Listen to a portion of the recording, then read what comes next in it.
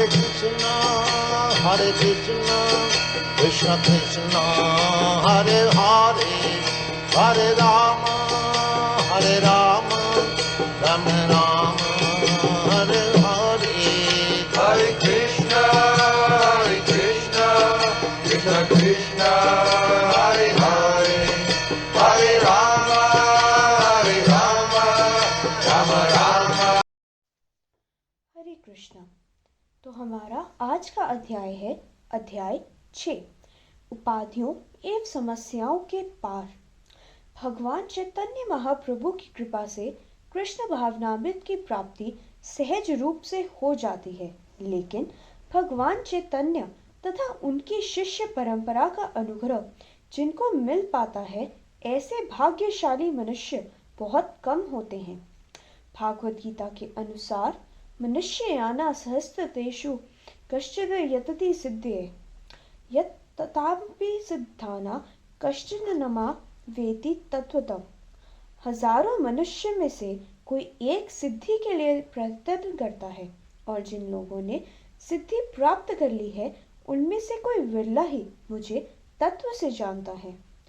भगवत साक्षात्कार पशुओं या पशु तुल्य मनुष्यों या मानव रूपी पशुओं के लिए संभव नहीं है।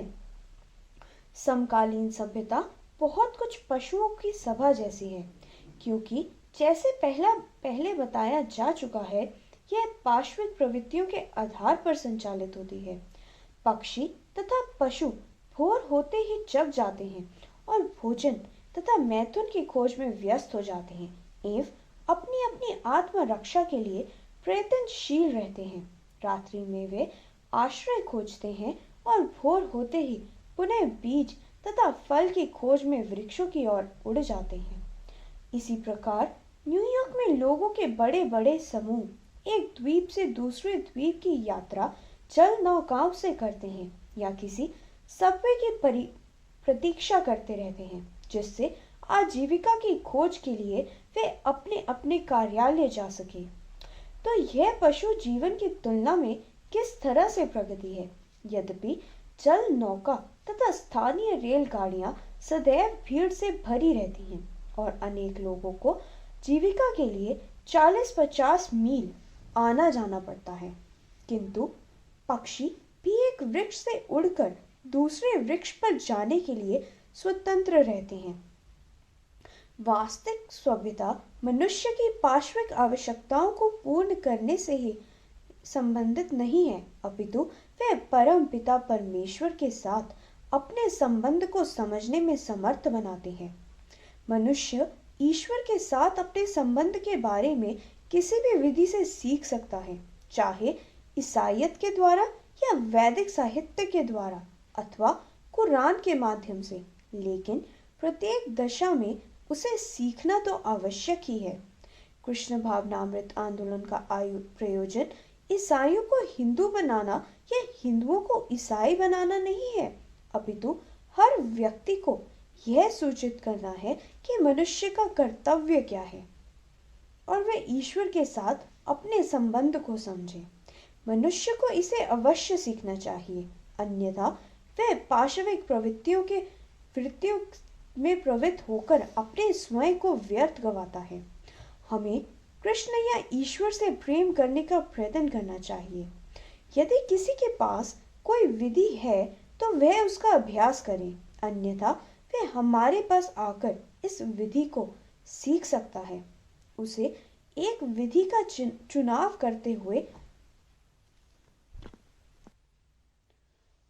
करते हुए दूसरी विधि से ईर्ष्या नहीं करनी चाहिए। विषादपय अमृतग्राहम अमेध्यादपि कांचनम नीचाद तुप्पितम विद्या स्त्री रत्नम दुष्कुलादपि। चाणक्य पंडित कहते हैं कि जो अच्छा हो उसे किसी भी स्रोत से ग्रहण करना चाहिए। यदि एक गिलास में कुछ विष हो और कुछ अमृत भी हो, तो चाणक्य के कथा अनुसार मनुष्य को चाहिए कि अमृत को निकाल ले और विष को उसी में रहने दे। इसी प्रकार यदि किसी को कूड़े में सोना पड़ा मिल जाए तो उसे उठा लेना चाहिए। इस प्रकार से यद्यपि वैदिक शिक्षा पद्धति के अनुसार ब्राह्मण जैसे बुद्धिमान व्यक्तियों से ही शिक्षा ग्रहण की जानी चाहिए, लेकिन यदि किसी निम्न जाति वाले ने सत्य सीखा है तो उसे शिक्षक के रूप में स्वीकार करके उससे विद्या ग्रहण कर लेनी चाहिए। हमें यह नहीं सोचना चाहिए कि यह निम्न जाति से उत्पन्न है, अतएव शिक्षक नहीं स्वीकार किया जा सकता। इसी प्रकार यदि कोई ईश्वर को सचमुच जानना चाहता है तो उसे यह नहीं सोचना चाहिए कि मैं ईसाई हूँ, मैं हिंदू हूँ या मैं मुसलमान हूँ। यदि कोई सचमुच ईश प्रेम को समझना चाहता है तो उसे वह यह विचार करना चाहिए कि कौन सी विधि व्यवहारिक है। उसे यह नहीं सोचना चाहिए कि मैं क्यों हिंदू या वैदिक शास्त्रों का पालन करूं। वैदिक शास्त्रों के पालन करने का उद्देश्य ईश्वर प्रेम विकसित करना है।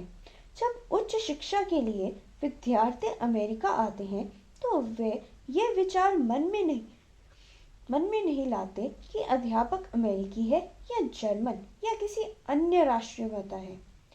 यदि वह उच्च शिक्षा ग्रहण करना चाहता है तो वह आता है और शिक्षा ग्रहण करता है।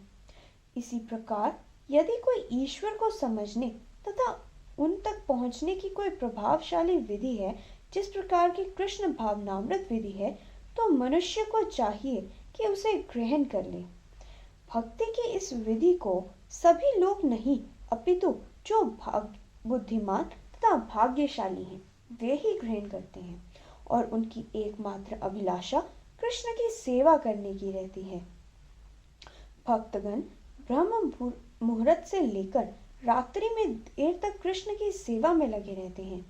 ये केवल्या या शुद्ध भक्ति कहलाती है, क्योंकि भक्तों के लिए अन्य कोई कार्य नहीं रहता। यह विधि सबके लिए संस्तुत की जाती है और यह समस्त धार्मिक विधियों की सिद्धि है। संस्कृत में परा तथा अपरा दो शब्द हैं जो धर्म के प्रति श्रेष्ठ तथा निकृष्ट विचारधारा का वर्णन करते हैं। भौतिक धर्म अर्थात भौतिक लाभ के लिए किए गए धर्म के पालन हेतु लोग सामान्यतः गिरजाघर या मंदिर में जाकर प्रार्थना करते हैं, हे ईश्वर हमें आज की रोटी दीजिए।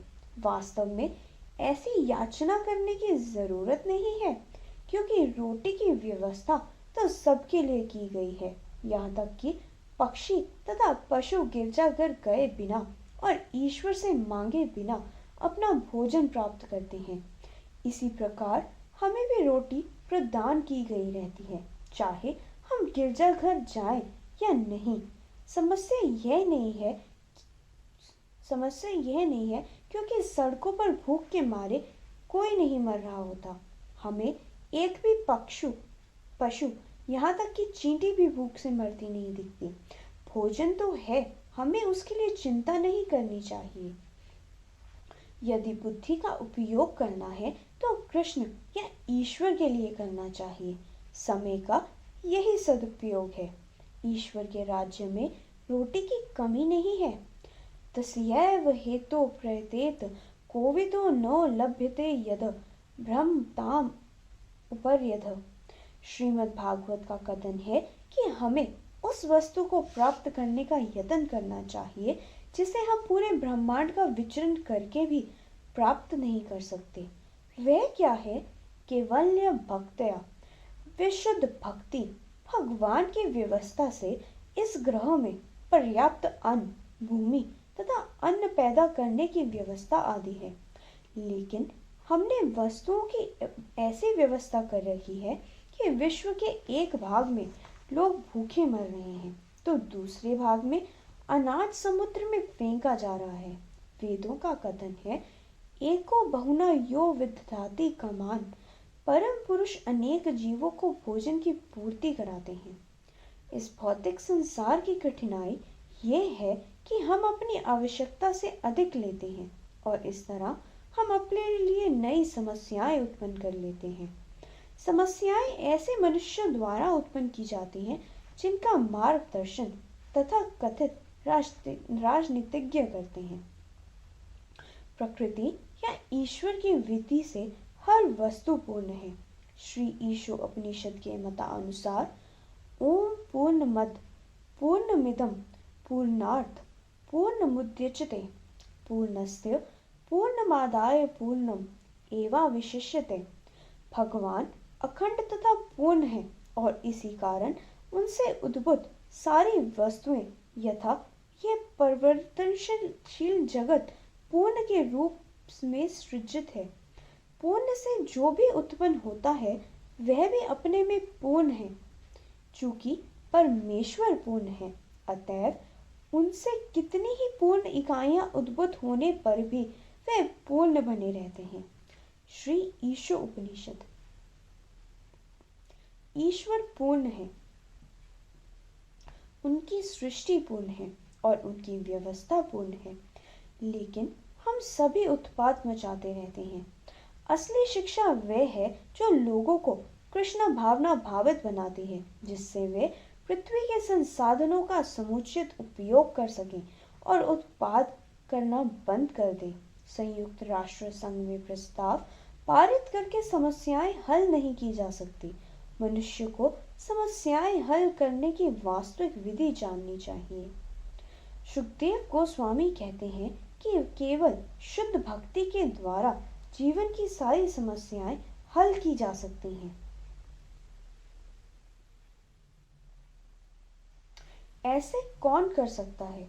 ऐसे कर पाना सामान्य व्यक्ति के लिए संभव नहीं है, लेकिन जो वासुदेव परायण अर्थात भगवान कृष्ण वासुदेव के भक्त हैं, वे ही ऐसा कर सकते हैं, जिनकी चिंता केवल कृष्ण को तुष्ट करना है और जो शुद्ध अनन्य भक्ति करते हैं, वे ही जीवन की समस्याओं को हल कर सकते हैं। अधम धुनवंती। जैसे कि पहले बताया जा चुका है, समस्याएं पाप कर्मों से उत्पन्न होती हैं। यद्यपि भोजन पर्याप्त है, लेकिन लाभ उठाने के लिए या केवल संग्रह करने के लिए प्रत्येक व्यक्ति आवश्यकता से अधिक संग्रह कर लेता है। भारत में कृत्रिम दुर्भिक्ष पड़ा वह लोगों के द्वारा धन संग्रह करने तथा अनावश्यक रूप से अन्न संग्रह करने से उत्पन्न हुआ था। धनी लोगों ने चावल संग्रह कर लिया, जो उस समय 3 रुपए प्रति सेर बिक रहा था, लेकिन अकस्मात एक सप्ताह के भीतर दाम बढ़कर 50 रुपए प्रति सेर हो गए। फलस्वरूप बाजारों में जो चावल लुप्त हो गया था और लोग भूखे मरने लगे। उस समय उपस्थित एक अमेरिकी महाशय ने कहा था, यदि हमारे देश में लोग इस तरह भूखे मर रहे होते तो वहां क्रांति हो गई होती। लेकिन भारत के लोग इस तरह परीक्षित तथा सुसंस्कृत थे कि इस कृत्रिम दुर्भिक्ष के बावजूद भी उन्होंने क्रांति करने के बजाय शांतिपूर्वक मर जाना श्रेयस्कर समझा। निस्संदेह यह तो केवल एक उदाहरण है, लेकिन इससे पता चलता है कि किस तरह समस्याएं ईश्वर द्वारा उत्पन्न ना की जाकर मनुष्य द्वारा उत्पन्न की जाती हैं। प्रथम विश्व युद्ध के समय जर्मनी में स्त्रियां गिरजाघर में जाकर ईश्वर से प्रार्थना करती थी कि वे उनके पतियों, पुत्रों तथा भाइयों को सुकुशल वापस ला दें, लेकिन उनमें से कोई भी वापस नहीं आया। इसलिए वे सारी स्त्रियां नास्तिक बन गई। उन्होंने ये कभी नहीं सोचा कि ईश्वर ने युद्ध तथा इनकी समस्याओं का कभी समर्थन नहीं किया। वे ईश्वर के पास समाधान के लिए गए। जब हम अपनी समस्याएं स्वयं उत्पन्न करते हैं तो हम उनके परिणाम खुद भोगने पड़ते हैं। लेकिन यह सत्य है कि जो व्यक्ति भगवान अर्थात कृष्ण की शरण ग्रहण करता है, उसकी सारी समस्याएं हल हो जाती हैं। इसके लिए चाहे कोई अन्य कारण भी ना हो, लेकिन इस कारण से मनुष्य को भगवान वासुदेव की भक्ति करनी चाहिए। वासुदेव भगवती भक्ति योगम प्रयोजितम। यदि कोई भगवान वासुदेव की भक्ति करता है तो उसे अविलंब सर्वोच्च ज्ञान प्राप्त होगा। ज्ञान वैराग्यम शब्द का अर्थ है वह ज्ञान जिससे मनुष्य भौतिक आसक्ति से विरक्त हो सकता है। ज्ञान का अर्थ है ज्ञान और वैराग्यम का अर्थ है विरक्ति। ज्ञान तथा वैराग्य दोनों ही इस मानव जीवन के लिए आवश्यक हैं। मनुष्य को यह जानना चाहिए कि मैं आत्मा हूँ, मुझे इस भौतिक जगत से कोई प्रयोजन नहीं, लेकिन चूंकि मुझ में इसको विभिन्न प्रकार से भोगने की इच्छा है, अतएव मैं इस शरीर से दूसरे से देहांतरण कर रहा हूँ। मैं नहीं जानता कि ये सब कब प्रारंभ हुआ, लेकिन ये अब भी चल रहा है। यही असली ज्ञान है। ज्ञानी बनने के लिए मनुष्य को अपनी वैधानिक स्थिति समझनी आवश्यक है और इसका अनुभव करना चाहिए कि इस भौतिक जगत में वे किस तरह कष्ट भोग रहा है। ज्ञान की सिद्धि तभी मिलती है जब कोई वासुदेव परायण अर्थात भगवान वासुदेव का भक्त बन जाता है। भगवद गीता में भगवान कृष्ण अर्जुन को बताते हैं, बहुना जन्म न मानते ज्ञानवानमा प्रबुध्यते वासुदेव सर्वमिति स महात्मा सुदुर्लभ। अनेक जन्मों के पश्चात जिस मनुष्य को यथार्थ ज्ञान होता है, वह मुझे समस्त कारणों का कारण समझकर मेरी शरण में आता है। ऐसे महात्मा अत्यंत दुर्लभ हैं। ऐसे महात्मा जो ये भली भांति जानते हैं कि वासुदेव कृष्ण ही हर वस्तु के स्रोत हैं, अत्यंत दुर्लभ हैं। बड़ी बड़ी दाढ़ी तथा मूछों वाले ऐसे तथा कथित महात्मा आसानी से मिल जाते हैं, जो सबको बताते हैं कि वे ईश्वर से तदाकार हैं और मरने के बाद वे जागेंगे और ईश्वर बन जाएंगे। लेकिन ये सब वास्तव में महात्मा नहीं होते, वे दुरात्मा होते हैं, कठोर हृदय वाले होते हैं, क्योंकि वे कृष्ण के वैध पद की अनधिकार चेष्टा करते हैं और उनसे एकाकार होना चाहते हैं। यदि किसी कार्यालय का नौकर अपने मालिक का स्थान ग्रहण करने की चेष्टा करे तो क्या वे मालिक उसे पसंद करेगा? इसी प्रकार जो जीव भगवान बनने का प्रयत्न करता है, वह भगवान को अधिक प्रिय नहीं होता। निस्संदेह कोई भी व्यक्ति भगवान नहीं बन सकता, लेकिन भगवान या भगवान की प्रतिद्वंदी बनने का यह प्रयास कृष्ण को पसंद नहीं आता। जो लोग इस तरह प्रयास करते हैं, उन्हें भगवत गीता में तिष्वत कहा जाता है। भगवान कहते हैं, तान्हम त्विषितम क्रूरान संसारेषु नराधमान क्षिपाम्य जस्रम मशु भाना सुरी विषय योनिषु। ईर्ष्या करने वालों दुष्टों मनुष्यों में सबसे निम्न को मैं निरंतर भव सागर में विविध आसुरी योनियों में डालता रहता हूँ। इन व्यक्तियों को नर की अवस्था में डाला जाता है, क्योंकि वे भगवान के पद से द्वेष रखते हैं। सर्वप्रथम वे इस भौतिक जगत में उच्च स्थान ग्रहण करने का प्रयास करते हैं, और जब वे अपने प्रयास में विफल हो जाते हैं तो वे सोचते हैं, अब मैं भगवान का पद ले लूंगा। निस्संदेह ये इच्छा भी विफल होती है, क्योंकि कोई भी व्यक्ति भगवान नहीं बन सकता। भगवान सदा भगवान है और जीव जीव है। भगवान सर्वोपरि एवं अनंत हैं। हम क्षुद्र अणु हैं। हमारी स्थिति भगवान की सेवा करने की है। जब हम अपनी स्थिति के अनुसार करते हैं तो हम सुखी बनते हैं। भगवान का अनुकरण करने से सुख नहीं मिल सकता। ब्रह्मांड असंख्य हैं और महाविष्णु के एक श्वास से ये सारे ब्रह्मांड भीतर चले जाते हैं और उनके शरीर में लय हो जाते हैं। तो फिर जीव किस तरह भगवान बन सकता है? भगवान इतने सस्ते नहीं है। अतएव हमें ज्ञान में उन्नति करनी चाहिए और वासुदेव अर्थात कृष्ण को परमेश्वर के रूप में स्वीकार करना चाहिए। कृष्ण के मनुष्य होने का प्रश्न ही नहीं है। जब वे इस पृथ्वी पर प्रकट हुए तो कभी भी वे सामान्य जीव के रूप में प्रस्तुत नहीं हुए। यहाँ तक कि बाल रूप में भी वे सामान्य जीव की सामर्थ्य से परे आश्चर्यजनक करतब दिखाते रहे। किसी को यह नहीं मानना चाहिए कि जब वह कृष्ण की शरण ग्रहण करता है तो वह किसी सामान्य व्यक्ति की शरण ग्रहण करता है, अपितु यह है कि वह पूर्ण पुरुषोत्तम परमेश्वर की शरण ग्रहण कर रहा है। निस्संदेह इसकी पुष्टि समस्त वैदिक ग्रंथों में होती है। अधंग्य धुनवंती, जब कोई कृष्ण की शरण ग्रहण करता है तो उसके सारे पाप कर्मों के फल ध्वस्त हो जाते हैं। भगवत गीता में साक्षात भगवान कृष्ण अपनी ही शरण ग्रहण करने के लिए सलाह देते हैं। सर्वधर्मान परित्यज्य मामेक शरणं व्रजम अहं त्वा सर्व पापे भयो मोक्ष यास्यामि मा शुचम। सब प्रकार के धर्मों को त्याग कर मेरी शरण ग्रहण करो, बदले में मैं तुम्हारे समस्त पापों के फलों से तुम्हारा उद्धार करूंगा। अतएव तुम्हें किसी प्रकार का भय नहीं करना चाहिए।